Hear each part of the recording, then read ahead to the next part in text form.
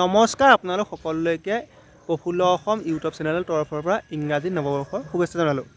এতিয়া আপোনালোকৰ বহুতৰে যিটো সপোন আছিল সেই সপোনটো আপোনালোকৰ 2025 বৰ্ষত সপোন হিচাপে ৰৈ গ'ল।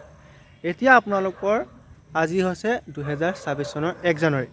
এই 1 জানুৱাৰীৰ দিনাখনে আপোনালোকে মনত দৃঢ় সংকল্প লওক যে 2026 চনৰ ভিতৰত মই মোৰ যিটো সপোন আছে সেই সপোনটো পূৰণ কৰিম।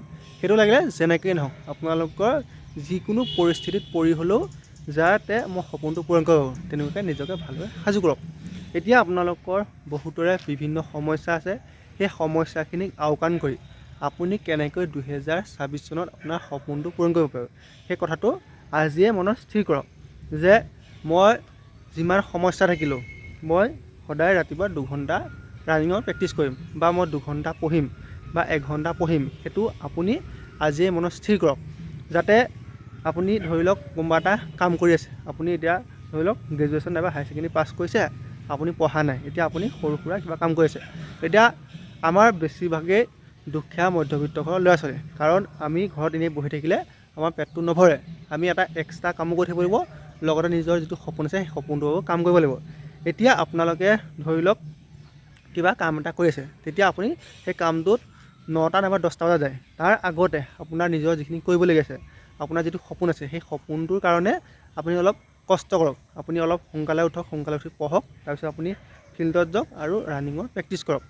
আপুনি এনেকুৱাকৈ মনত স্থিৰ কৰক যে মই 2026 চনত মোৰ যিমান কষ্ট হ'লেও মই মোৰ নিজৰ যিটো সপোন আছে, মা দেউতাৰ যিটো সপোন আছে, মা দেউতাৰ মুখখনত এটা হাঁহি বিৰিঙাবলৈ আপুনি নিজকে 100% আপুনি কষ্ট কৰিবলৈ সাজু কৰক আৰু আপোনাৰ যিমানখিনি আছে সকলোখিনি ত্যাগ কৰিবলৈ আপুনি আজিয়ে মনত স্থিৰ কৰক।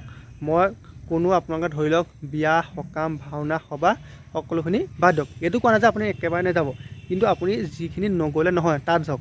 এনেই আপোনালোকে ধৰি লওক বহুত দূৰণি বিয়া এখন আছে, সেইখনৰ জহত আপুনি 3-4 দিন সময় পাৰ কৰি নিব বা ক'ৰবাত কিবা এটা ফূৰ্তি অনুষ্ঠান আছে আপুনি সেইখিনি নকৰিব, কিয়নো আপোনালোকৰ ধৰি লওক ক'ৰবাত গ'ল, আপোনালোকে কিবা কাৰণত পৰি গ'ল, আপোনাৰ হাত এটাত বা ভৰি এটাত দুখ পাল, তেতিয়া আপুনি মিনিমাম আকৌ ৰিকভাৰী হ'লে এমাহ সময় লাগিব, আপোনাৰ এমাহটো এনেই লছ হ'ব।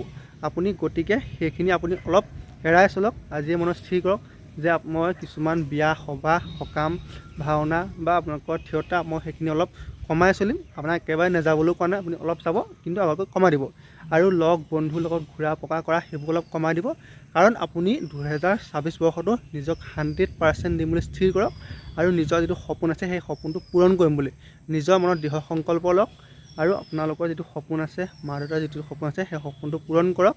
আমাৰ প্ৰফুল্ল অসম ইউটিউব চেনেল তৰফৰ পৰা সকলোৰে হৈ ঈশ্বৰৰ ওচৰত প্ৰাৰ্থনা কৰিছোঁ, সকলোৱে 2026 বৰ্ষটো ভালে কুশলে যাওক, নিজৰ যিটো সপোন আছে সেই সপোনটো পূৰণ কৰক। আকৌ এবাৰ ইংৰাজী নৱবৰ্ষৰ সকলোকে শুভেচ্ছা জনালোঁ। ধন্যবাদ।